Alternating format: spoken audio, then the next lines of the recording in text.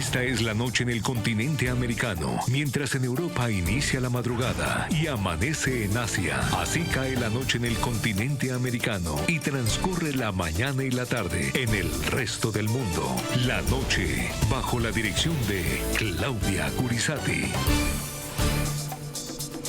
Hola, ¿qué tal? Bienvenido. Les saluda Claudia Gurizati, directora de este canal internacional de noticias, también de este programa de opinión, de análisis, de debate. Y vamos a analizar uno de los temas más dolorosos e impactantes en la región, la sistemática violación de los derechos humanos por parte de la tiranía de Nicolás Maduro. Hay un nuevo informe, lo saluda desde el Centro Internacional en Washington, aquí en Washington, donde fue presentado este informe. Y en América Latina, como siempre, en nuestro Centro Internacional en Bogotá, Jefferson Beltrán, es subdirector del programa. Jefferson, hola. Buenas noches, Claudia, qué gusto estar contigo en este programa La Noche.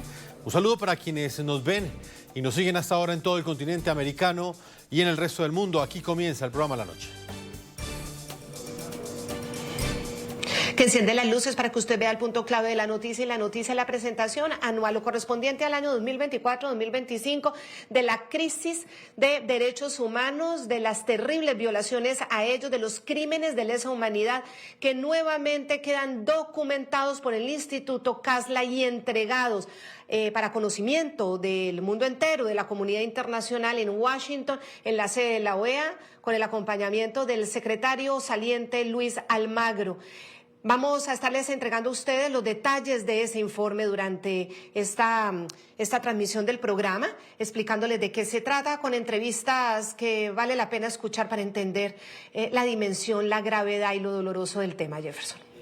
Claudia, el Instituto CASLA revela que Venezuela registra al menos 2 detenciones arbitrarias cada día y describe minuciosamente cuáles son esos patrones generales de torturas que han agudizado este contexto de las elecciones que fueron el pasado 28 de julio del año 2024. Una represión violenta que se ha agudizado y que queda en evidencia en este documento. Patrones generales de torturas observados en el contexto de las elecciones del 28 de julio 2024. Torturas físicas, golpes y palizas, descargas eléctricas, asfixias con bolsas plásticas, colgamientos, quemaduras, encapuchados o vendados y esposados por semanas.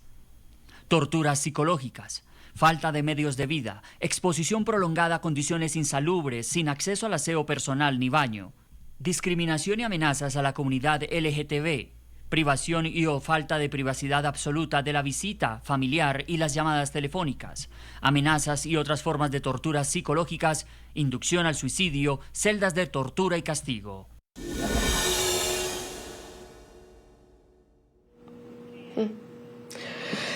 El Instituto CASLA registra al menos 2 detenciones arbitrarias en Venezuela cada día.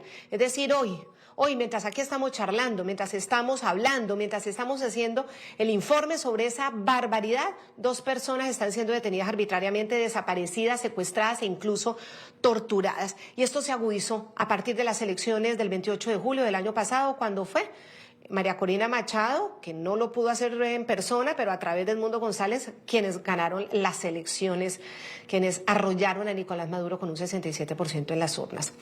Queda demostrada la sistemática, horrible, espeluznante violación de sus derechos humanos, el maltrato que hay del régimen de Venezuela contra sus ciudadanos. Nuevamente en esta labor titánica de Tamara Sujo, ustedes saben, ella es la abogada encargada de documentar precisamente cada uno de esos abusos en uno de sus trabajos, uno de los quizá más juiciosos que hemos podido seguir del caso de Venezuela. Ella la directora, Tamara Sujo, es la directora del Instituto CASLA y nos entrega el informe que revela esas terribles prácticas, crímenes de lesa humanidad aquí en Washington, en la OEA.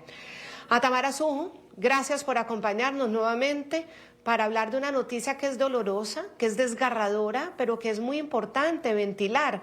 Y lo hacemos gracias a ese trabajo minucioso, seguimiento minucioso que usted hace permanentemente a cada uno de los casos, cada uno de ellos. Tamara Sujo se encarga de demostrarlo, de explicarlo sistemáticamente. Tamara, bienvenida. Muchísimas gracias, Claudia, por la oportunidad de estar con ustedes hoy.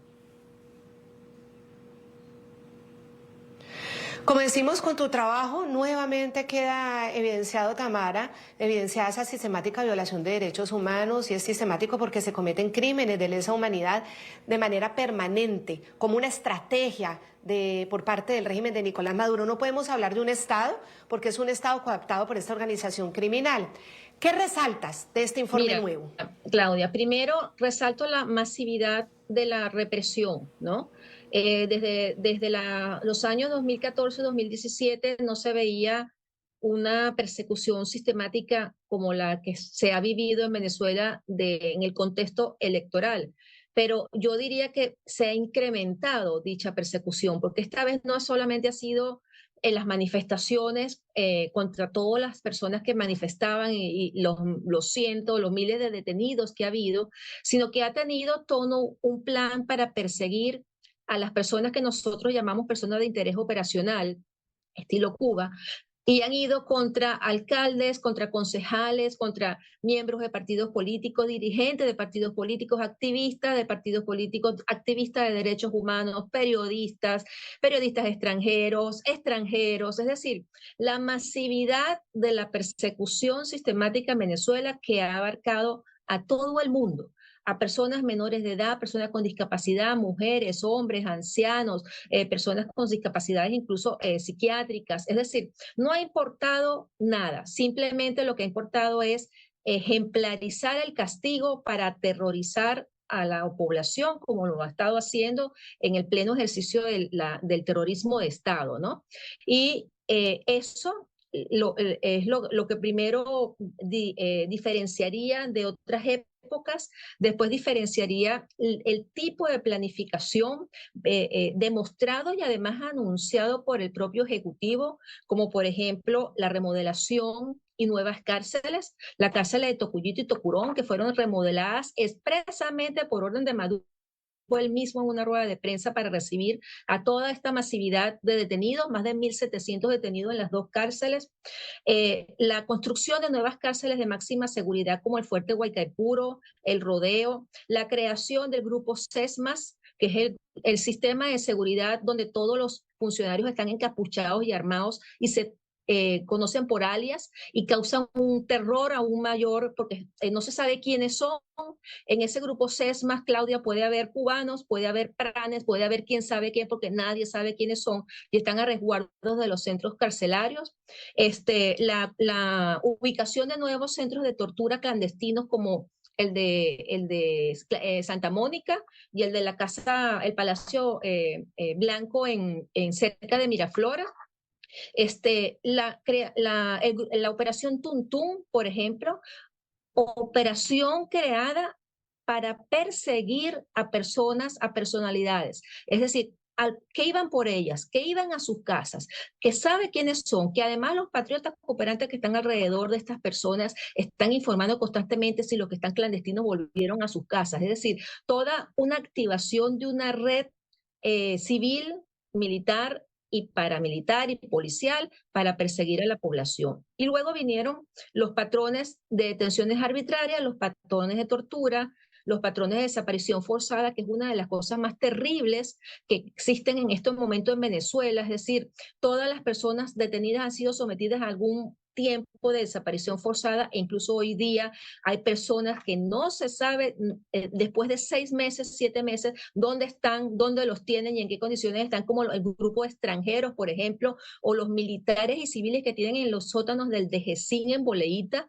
que al día de hoy tenemos la información de que son más de 537 personas que no se sabe ni sus nombres, no se sabe de qué procedencia, no se sabe en qué situación los detuvieron y que permanecen en esos sótanos, incluso muchos de ellos sin ser presentados en los tribunales, porque si hubieran sido presentados en tribunales, por lo menos supiéramos sus nombres o los conociéramos, ¿no? Entonces, es una masividad e incremento de los crímenes de lesa humanidad espantosas que además han utilizado, por ejemplo, en el caso denunciado de los jóvenes que están haciendo pasantías en el Ministerio de Asuntos Penitenciarios o pasantías en las policías y que han sido usados jóvenes de 11, entre 18 y 25 años para estar en estas cárceles del horror y enseñarlos a torturar y a que torturen a personas de su propia edad, a jóvenes de su propia edad. el horror masificado simplemente para causar el temor suficiente e intimidación contra la población, que yo creo que a pesar de todo, Claudia, no han podido hacerlo, porque ahí tenemos a esos familiares valientes que salen a defender a los suyos y ahí tenemos a gente que sigue hablando y que sigue insistiendo en que tenemos que buscar una salida a todo esto. Tamara, el reporte anual del Instituto Cadla también advierte cómo la tiranía de Maduro está constituida en una estructura criminal transnacional. La represión interna, el saqueo de recursos, el narcotráfico, el lavado de activos y la cooperación con actores ilícitos globales son los factores que soportan el aparato político-militar que continúa persiguiendo a la oposición democrática en Venezuela. La denominada furia bolivariana, señala el informe, representa una estrategia del régimen para mantener sus acciones represivas, principalmente en contextos electorales o durante las protestas sociales. El 2024 fue el año donde esta estructura criminal demostró que puede ser aún peor cuando se trata de permanecer en el poder. Los asesinatos de manifestantes, las detenciones arbitrarias masivas, las desapariciones forzadas, la tortura, la violencia sexual, la persecución contra líderes opositores, miembros de partidos políticos, activistas y defensores de derechos humanos, periodistas, líderes sociales, comunicadores de redes y en especial contra el partido político 20 Venezuela, que lidera María Corina Machado, demostró que el régimen avanzó en la planificación de la persecución y represión contra sus adversarios con toda la maquinaria humana, logística y estructural que posee, incluyendo todas las instituciones y poderes públicos.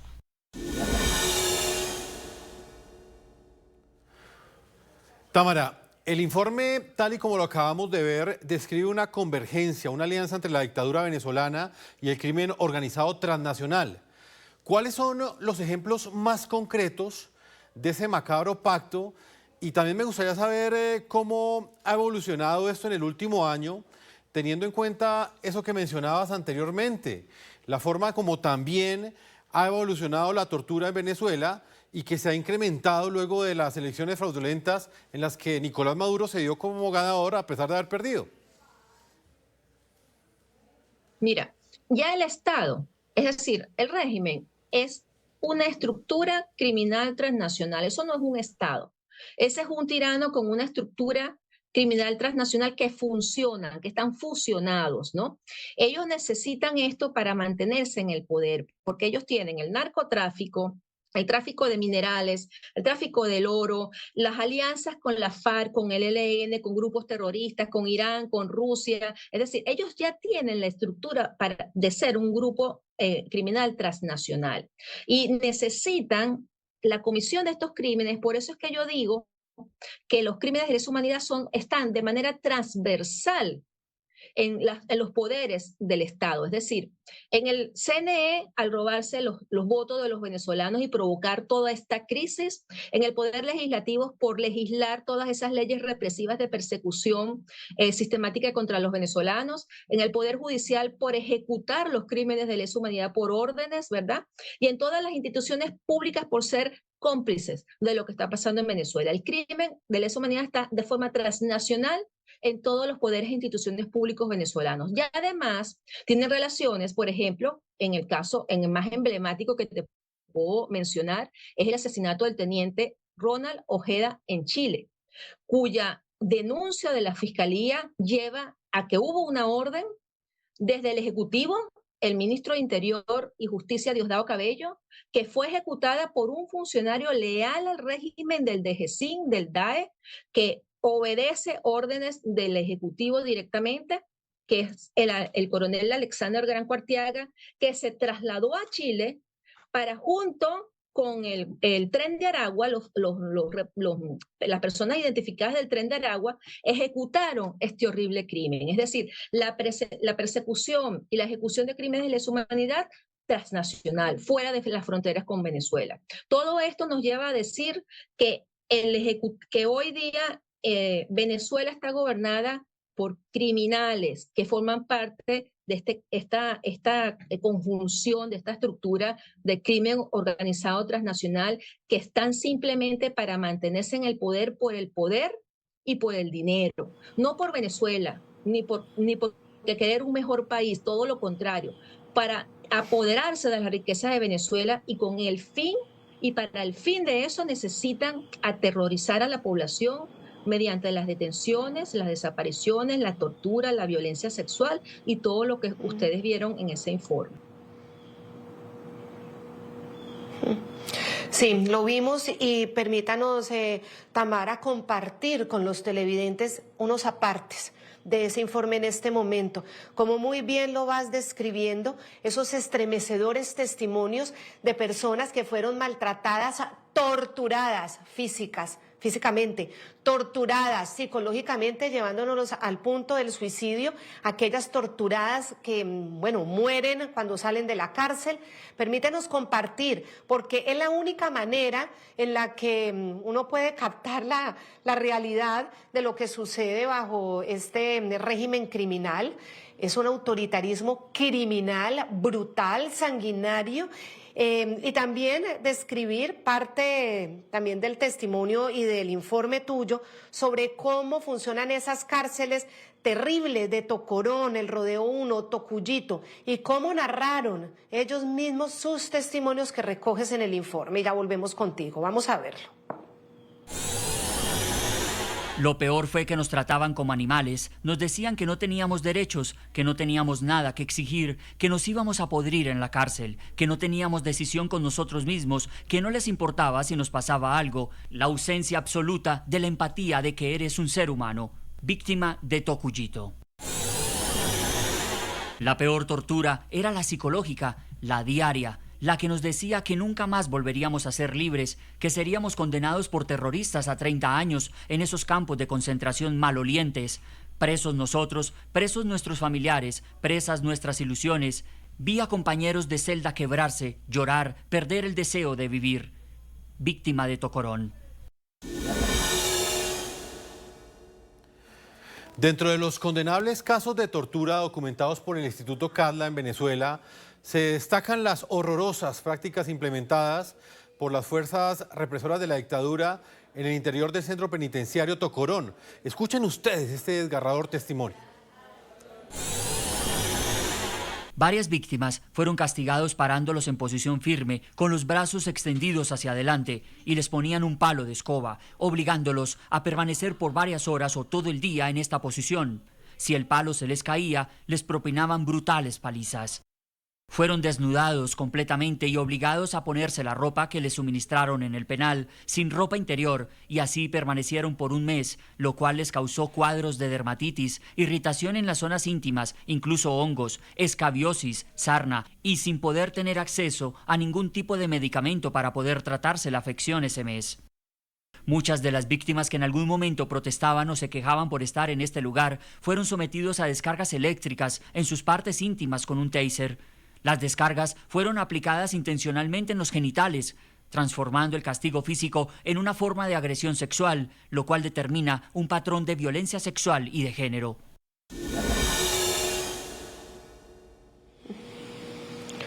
Es que es tortura sobre la misma tortura. Realmente es espeluznante, Tamara, cuando uno se adentra en tu informe, sobre todo cuando uno habla de personas vulnerables. Todos lo son, porque todos los que están detenidos están vulnerables. Pasa que hay unos que son o menores de edad o personas muy enfermas, son terribles, son de verdad espantosos esos testimonios para cualquier persona que tiene algo de empatía humana.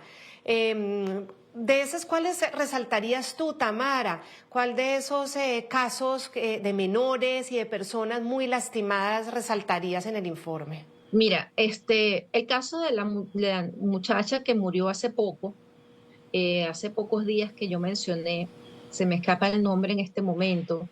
Ella era diabética hipertensa y dentro de la cárcel su gravedad por falta de atención médica oportuna fue tal que cuando sale de la cárcel, Claudia, ella es hospitalizada y tuvo distintas hospitalizaciones hasta que murió esta semana, ¿no? Hasta que se supo de su muerte esta semana, porque el desarrollo de la enfermedad la llevó a que tuviera insuficiencia renal, por ejemplo, a que tuviera otros avances en su enfermedad y llevarla al punto de esto. Pero no es el único caso, es decir, hay por lo menos 2 o 3 personas más que han muerto después de su excarcelación por un infarto o por otro tipo de cosas. Y otra cosa que te puedo resaltar, hay muchos detenidos, Claudia, que fueron excarcelados porque ¿cómo se puede decir? Empezaron a presentar problemas depresivos, problemas de tipo psiquiátricos por el tipo de encarcelamiento. El régimen no necesitaba pegarles para torturarlos, mantener el terror dentro de la cárcel con torturas psicológicas, con las condiciones carcelarias, con la falta de aseo personal, con la incomunicación, con la incomunicación con sus familiares, con el acoso de los custodios diciéndole que nunca iban a salir y que nunca más iban a ver a sus hijos presos. Es decir, yo denuncié ayer la inducción al suicidio en estas 2 cárceles que ha ejecutado el régimen venezolano. ¿Y por qué lo denuncio? Porque hubo una oportunidad en los primeros 3 meses que diariamente hasta 8 personas trataban de suicidarse diariamente. Es decir, eso es un escándalo. ¿Y por qué? Porque ellos motivaron eso, porque ellos impulsaron eso, porque ellos indujeron eso, ¿no? Entonces, cuando los empezaron a dar de alta, ¿verdad? A escarcelar, perdón, en el mes de noviembre, los primeros grupos que fueron saliendo en el mes de noviembre, estos muchachos están tan afectados, Claudia, física y psicológicamente, pero más psicológicamente, que conversando con algunos de ellos, no han podido hoy, al día de hoy, en el mes de mayo, varios meses después, volver a la normalidad. Tienen ataques de pánico, tienen efectos con la luz, apenas escuchan patrullas, se cohíben totalmente y les da pánico lo que les está pasando. Tienen ataques de llanto, tienen problemas de socializar con las personas, incluyendo sus propias familias, se han cohibido. Es decir, tú estás escarcelando a personas que han sido torturados sistemáticamente todos los días. Y está sacando de esas cárceles a unos jóvenes que les va a costar muchísimo recuperarse. Esa es una de las cosas que quizás más me ha impresionado de todas de las entrevistas que he tenido y que de alguna forma, por supuesto, me ha afectado, ¿no? Porque tú dices, Dios mío, esto es lo que están haciendo con nuestros jóvenes, incluso contra esos nuevos funcionarios que están haciendo sus pasantías y que viendo ese horror se han negado a hacer esas torturas y los han metido presos. O los jóvenes que haciendo esas pasantías, al terminar sus pasantías, quieren salir corriendo porque lo que vieron y lo que ellos creen que van a hacer el resto de su vida es torturar a personas, ¿no? Entonces, ¿qué estás haciendo tú con la juventud? ¿Qué estás provocando tú en la población, ¿no? Eso es una de las cosas que más me impresionó. Claro, es enseñar a ser represores a jovencitos y los que han sufrido las torturas, si es que se llegan a recuperar algún día, ¿no, Tamara? Porque puede que no, puede que ya el daño sea tan profundo que recuperarse es más difícil o imposible. Están generando un daño para siempre, el que recibe la tortura y al torturador. Y frente a esto, obviamente, Luis Almagro, el secretario de la OEA, ha sido un apoyo fundamental. Ahora comienza una nueva etapa con otro. ¿Qué esperas de ese secretario nuevo? Mira, yo lo que espero de ese secretario nuevo es que tenga claridad en qué es lo que son los gobiernos autoritarios en el continente. Es decir, soy de las que piensa que el que no entiende que estos 3 países, Cuba, Venezuela y Nicaragua, son dictaduras y que en el caso de Venezuela es mucho más allá que una dictadura, es una tiranía criminal, tiene que, de alguna manera, nosotros tenemos que lograr de alguna manera demostrar que esto es así. Es decir, no se puede ser condescendiente ni se puede ser débil con estas estructuras criminales, Claudia, porque estas son las estructuras criminales que de alguna manera están afectando toda la región, incluso el mundo, porque en el caso venezolano tiene mucho que ver con las redes con Rusia, con Irán, con China, con los países como Bielorrusia, es decir, son estructuras criminales que afectan la región, porque además tienen a las personas por todo el mundo, porque además financian, tienen mucho dinero en el caso venezolano, ¿verdad? Y yo creo que el nuevo secretario general necesita y tiene la misión, debería tener la misión de continuar con lo que ha hecho Almagro, porque es decir, nosotros tenemos que reconocer el trabajo de Almagro en la denuncia, en que nunca se cansó, en que siempre continuó, aunque no era la mejor política o como se hubiera querido ver a un secretario general para algunos países que ya sabemos que son amigos de Maduro. Pero en este caso hay que dividir lo que es un país democrático y lo que no es un país democrático. Y cuando no son países democráticos, hay que enfrentarlos como lo que son. Y hay que denunciarlos y llamarlos por su nombre y tratar de ver cómo podemos ayudar a los pueblos de esos países para salir de esas dictaduras y llevarlos a un sistema democrático. Si no empezamos por ahí, pues no sé, no sabría qué decir, ¿no? Tamara, pero también es importante recordar que el secretario general de la OEA saliente, Luis Almagro, tomó partido por el respeto de los derechos humanos, por desnudar la naturaleza salvaje y criminal de un régimen como el de Nicolás Maduro. Tamara, ¿qué consecuencias traería para quienes luchan por la democracia en Venezuela que ese enfoque cambiara y que ahora tuviera un tinte neutral, tal y como lo ha insinuado en sus primeras declaraciones el nuevo secretario de la OEA? Él tomará posesión el próximo 25 de mayo y estas declaraciones han generado mucha inquietud en aquellos sectores en Venezuela que luchan por recuperar la democracia. ¿Qué implicaciones tendría ese cambio de tono? Mira, yo creo que nosotros como sociedad civil tenemos una misión. Yo no me pongo en qué pasaría si el nuevo secretario general, no, yo me pongo en nuestra misión como sociedad civil. Nosotros tenemos la misión de sentarnos con el nuevo secretario general y decirle cuál es el monstruo con el cual se está enfrentando en la región, cuáles son, quiénes son, por qué es lo que hacen. Es decir, convencerlo de que la lucha tiene que ser frontal contra la tiranía, las tiranías, contra las dictaduras, y que lo que nosotros estamos denunciando, estos crímenes horrendos que estamos denunciando, no son fantasía, están ocurriendo todos los días. Yo invitaría al nuevo secretario general a ver la presentación del informe y a leerse el informe. Es más, se lo vamos a enviar para que lo lea, porque es que el simple hecho de desconocerlo o el simple hecho de no mencionarlo lo va a hacer cómplice de todo este horror. No denunciar a las dictaduras y no llamarlas por su nombre y tratar de suavizar los temas o tratar de simplemente no tratarlos como tiene que enfrentarlos, es simplemente entrar en aquel campo de la complicidad mundial de los países que no lo hacen, ¿no?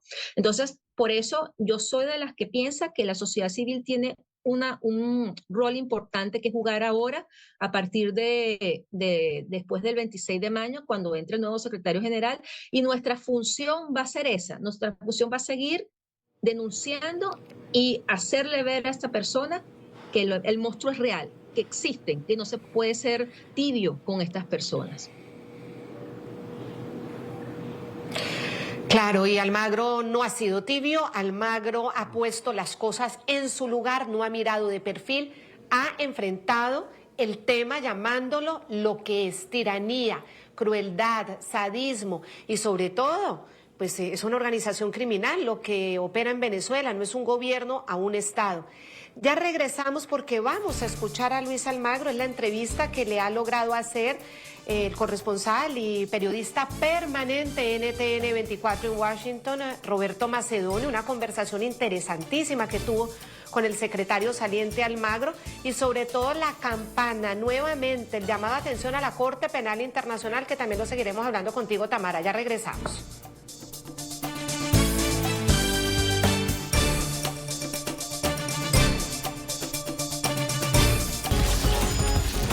Ya regresamos con La Noche por NTN 24, el canal de las Américas. Ya les vamos a presentar, como les decíamos, la entrevista con Luis Almagro, el secretario saliente de la Organización de Estados Americanos. Él ha sido una persona absolutamente comprometida, más desde su dignidad como secretario general del organismo hemisférico, comprometida con los derechos humanos y con la denuncia, como lo ha dicho Tamara Suju, la denuncia al mundo entero sobre lo que ahí sucede. No ha tenido ningún problema en llamarlo dictadura, tiranía. Lo que ha generado dudas es ahora con el secretario entrante. El secretario entrante, Albert Randín, porque el secretario entrante no se está atreviendo a juzgar lo que pasa en Venezuela, dice que él quiere tener una postura llamando al diálogo, que se converse, que la única solución para la salida de Venezuela y del tirano de Maduro es un diálogo, Jefferson. Claudia, como lo planteábamos anteriormente, el nuevo secretario de la OEA también ha estado enfatizando en su compromiso con una postura neutral. Él ha dicho que su rol es mediar sin etiquetar a los actores políticos para generar, según él, confianza y abrir canales de comunicación. Participaré, me comprometeré tanto como pueda con todas las partes, con cualquier problema que esté sobre la mesa, y participaré con la mesa, con la sociedad civil, con los gobiernos. Soy una persona de principios, pero también soy una persona pragmática, porque nosotros debemos encontrar soluciones. Y es como nosotros creamos el éxito. Eso no va a cambiar. Fui apoyado por CARICOM, pero también por todos los demás países. Al final, en la OEA, 34 países, 32 presentes, me eligieron por aclamación, incluyendo Paraguay, que lo hizo, y Argentina, y creo que Estados Unidos, de alguna manera estaba en cierta esquina. Todos ellos me han apoyado y tienen altas expectativas para avanzar hacia un proceso de fortalecimiento de la OEA, pero también de minimizar las divisiones en nuestro hemisferio. Eso es lo que yo he recibido como mandato, y eso es lo que yo haré, independientemente de mi propio punto de vista, mi región de la que yo venga, y lo seguiremos haciendo. Entonces, desde mi punto de vista, ese no debería ser un problema, lo veremos. La única manera en la que lo podré probar es después de 5 años, cuando le diga que concluya que yo no haya sido sesgado a favor de nadie, y debo trabajar con todos los países. ¿Cómo se imagina usted ese diálogo con Nicolás Maduro? Es decir, ¿cómo se puede dialogar con Nicolás Maduro para que de una vez por todas permita que la democracia vuelva a Venezuela? ¿Usted cómo se imagina va a ser esa negociación o ese diálogo con Nicolás Maduro? Bueno, primero déjeme comenzar diciendo esto. No pongo etiquetas a países. Cada país tiene desafíos, cada país atraviesa su historia con procesos que pueden ser no positivos. Si yo quiero ser un actor honesto, no puedo decir usted es dictador, usted es o lo otro. Nosotros debemos abrir canales de comunicación que puedan crear confianza. No solo en Venezuela, tenemos los mismos problemas en otras partes del hemisferio para conseguir un trabajo diferente en Haití, pero también es una situación que debemos abordar. Entonces, una de las cosas que yo quiero hacer con respecto a Venezuela es que quiero entender precisamente cuál es su estatus en la OEA. ¿Siguen siendo miembros o no? Es lo primero. Pediré opiniones legales sobre eso. Basado en ello, podemos comenzar, porque si un país no es legalmente miembro, entonces aplicaremos herramientas diferentes. Y creo que en esa participación nosotros utilizaremos diferentes mecanismos, diferentes recursos que tenemos a disposición para asegurar que esa participación ocurra. No puedo decir por ahora qué y cómo va a resultar, depende de ambas partes. Si hay compromiso, entonces los dos lados tendrán que estar de acuerdo en varias cosas. No quiero avanzar sobre mi opinión en ello, pero creo que todos quieren ver una mejora. Y la mejora debe ser el enfoque para avanzar. Y eso dependerá de todas las partes. Y trazaremos una hoja de ruta para ello. Pues ahí está está el secretario que comenzará a partir de este mes, de finales de este mes, el secretario Randim. Definitivamente es otro tono, es otra retórica, no hay una condena clara y de frente a la dictadura y sobre todo a estos crímenes de lesa humanidad, a lo brutal de sus torturas, a lo sanguinario, nada. Él simplemente habla con una tibieza de tender puentes entre las partes, es lo que dice, pero bueno, hay una parte que está armada, que reprime, y una parte que está inerme y que está vulnerable. No entendemos cómo podrán ser pues esos diálogos. Ya cuando entre y comience pues su liderazgo, vamos a ver cómo lo va a resolver, pero obviamente contrasta mucho con Luis Almagro, que yo quiero que ustedes lo vean en la siguiente entrevista. Luis Almagro, quien califica las cosas como son. Luis Almagro, quien sigue denunciando la barbaridad del régimen de Nicolás Maduro. Lo hizo con Roberto Macedonio, periodista permanente en NTN 24 en Washington. Escuchen ustedes hablar de esto, también de otros temas que son interesantes más adelante, cuando habla sobre esa posible desfinanciación que posiblemente se daría por parte de los Estados Unidos, si Estados Unidos ya durante el gobierno de Trump decide no seguir entregando el dinero. Recordemos que la OEA en gran parte sus recursos que recibe provienen de los Estados Unidos. Escuchemos la entrevista completa. Sí, nos acompaña el secretario general de la OEA, Luis Almagro, al término de esta rueda de prensa en la que se ha puesto de manifiesto los crímenes de lesa humanidad que se estarían cometiendo en el régimen de Nicolás Maduro. Señor Almagro, gracias por atender a NTN 24. Encantado de estar con ustedes. En primer lugar, usted nunca ha dudado en condenar la violación de derechos humanos a Venezuela, pero en este último año en el que hemos visto esas elecciones no reconocidas por el régimen, ¿han aumentado los crímenes de lesa humanidad? Sí, ha habido una nueva secuencia de crímenes de lesa humanidad. Nosotros nunca hemos dudado de condenar, denunciar los crímenes de lesa humanidad donde quiera que se hayan cometido. Sean cometidos por las dictaduras de derecha del Cono Sur o sean cometidos por las dictaduras de izquierda de Venezuela, Cuba y Nicaragua. El caso venezolano es muy particular porque hay una investigación abierta por la Corte Penal Internacional basada, entre otras cosas, en el informe elaborado por el panel de expertos independientes de la Organización de los Estados Americanos. El informe de Casla hoy demuestra esta nueva sucesión de crímenes de lesa humanidad cometidos por el régimen, que se repiten los patrones de tortura, desaparición forzada, ejecución extrajudicial de personas. Y toda esta clase de delitos deben ser absolutamente condenados en nuestro hemisferio por todos los países, porque necesitamos un hemisferio, una región completamente libre de crímenes de lesa humanidad. Señor Almagro, estamos en Washington. ¿Qué más podría hacer los agentes internacionales, la administración de Estados Unidos, para que se ponga fin a esta situación en Venezuela? Mire, es la comunidad internacional en su conjunto. Nosotros creemos que debe haber justicia en Venezuela.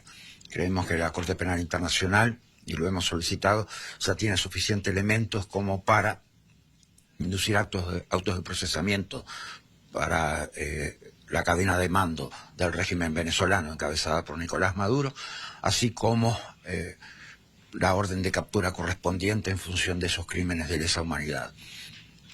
Y esa es la línea de acción.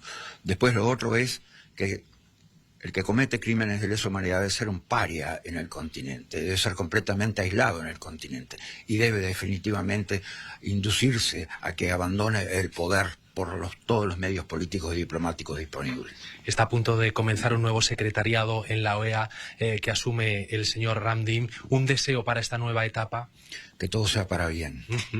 ¿Cree que existe o cree que podría peligrar la financiación que Estados Unidos hace a este organismo? ¿Hay voces que apuntan a esa posibilidad?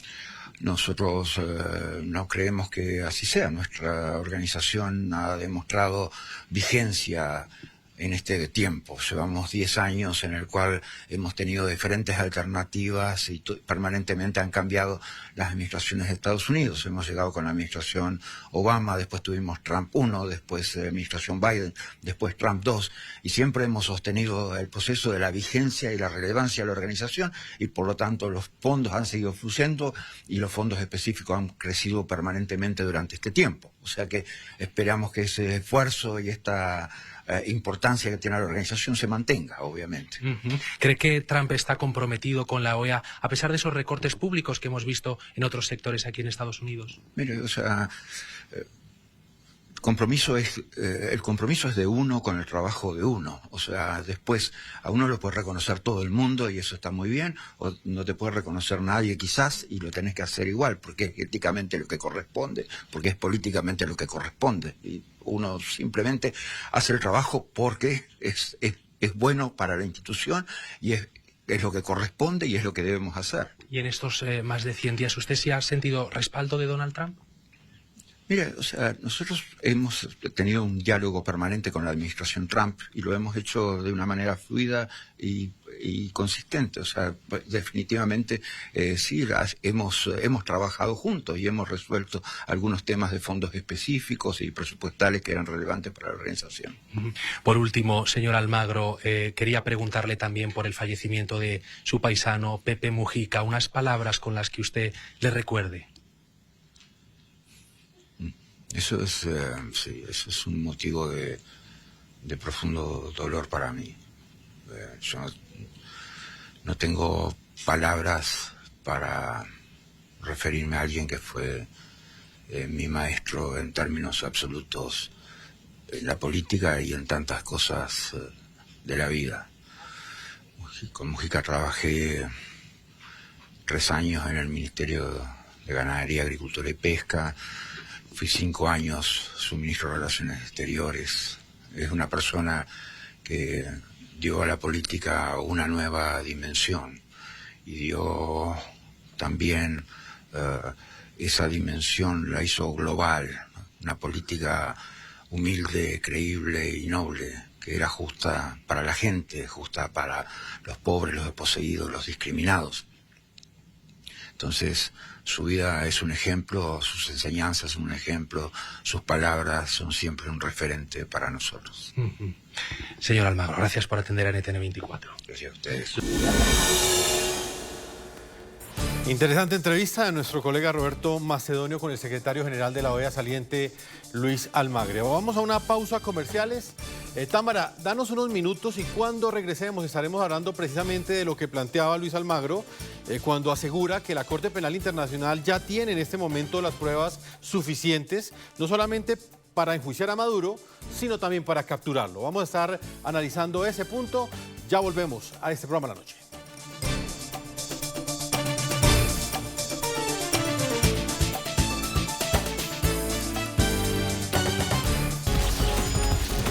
Ya regresamos con La Noche por NTN 24, el canal de las Américas. El Instituto Casla ha entregado en Washington, en la sede de la Organización de Estados Americanos, el reporte anual sobre la situación de los crímenes de lesa humanidad que sistemáticamente comete la tiranía de Nicolás Maduro y todos sus secuaces. Tamara Suju es la directora ejecutiva de Casla y es la encargada de elaborar este informe. Hoy no lo está compartiendo, lo estamos compartiendo con ustedes. Y escuchábamos al secretario Luis Almagro y al saliente secretario Tamara diciendo que es hora de que la Corte Penal Internacional envíe una orden de captura contra Maduro, pero nada, la Corte no lo hace. ¿Qué opinas? Mira, nosotros pedimos el año pasado en 2 cartas la solicitud de órdenes de aprehensión contra Maduro y contra funcionarios de inteligencia. Y lo hemos hecho reiteradamente. Es decir, yo creo que es importantísimo que esto suceda y creo que esto puede cambiar muchas cosas, porque el régimen cree que es impune, ellos creen que son impunes y yo sé que la justicia internacional los va a alcanzar. Importantísimo, Tamara, y también el tema de la recompensa que ofrece Estados Unidos. ¿Cuál es el mensaje desde la voz que representas como sociedad civil que le podrías enviar al gobierno del presidente de los Estados Unidos, Donald Trump, que mantiene estas ofertas de recompensa para Maduro y sus secuaces más cercanos en este momento? Bueno, mira, eso es un tema de la administración norteamericana. Esas sanciones no son nuevas, ya tienen tiempo, y yo creo que cada gobierno tiene su forma de presionar, ¿no? Así que cada gobierno hace lo que piensa que tiene que hacer. Bueno, sí, sobre todo que la OEA es precisamente ese organismo cuyo principal objeto que tiene la defensa de la democracia en el hemisferio, de los valores democráticos, de los hábitos democráticos que muchas veces se diluyen. Al diluirse estos valores, pues el aprecio a ellos se pierde y por supuesto se desvaloriza, se cae el aprecio a la democracia en sí misma. Bueno, Tamara, queremos resaltar, importantísimo tu mensaje, tu trabajo, que es un trabajo arduo, sistemático, permanente, caso por caso, con esa disposición. Además, escuchar las historias más terribles, más inhumanas, más impactantes para que cualquier persona con sensibilidad, empatía humana y democrática pueda enterarse. Gracias por tu esfuerzo. Te valoramos mucho. Esperamos contar nuevamente contigo aquí en el programa La Noche. De verdad que valoramos mucho que nos saques además el tiempo en Washington, que sabemos que has estado corriendo. Muchísimas gracias, Claudia. Algo para cerrar, sobre la pregunta del secretario general y su rol. Nada de lo que ha hecho Almagro estuvo fuera del sistema democrático interamericano. Todo lo que hizo Almagro estuvo dentro de la Convención Americana, dentro de todos los reglamentos que la OEA obliga a un secretario general a hacer. Es decir, es obligatorio de todos secretarios generales, impulsar el sistema democrático y defender los derechos humanos. Y eso es lo que esperamos del nuevo secretario. Entonces, te agradezco muchísimo la oportunidad, Claudia. Gracias por la entrevista y bueno, seguimos siempre aquí a la hora. Tamara, gracias a ti. Una feliz noche en los Estados Unidos. A todos nuestros televidentes los invitamos a que continúen visitando nuestra página web. Nos pueden también seguir escribiendo en las cuentas de X que aparecen en la parte inferior de nuestra pantalla. No olviden que La Noche siempre continuará encendiendo las luces para que usted vea el punto clave de la noticia. Claudia, una feliz noche para ti y un gusto como siempre estar contigo en este programa. Lo mismo, Jefferson, un honor. Hasta la próxima.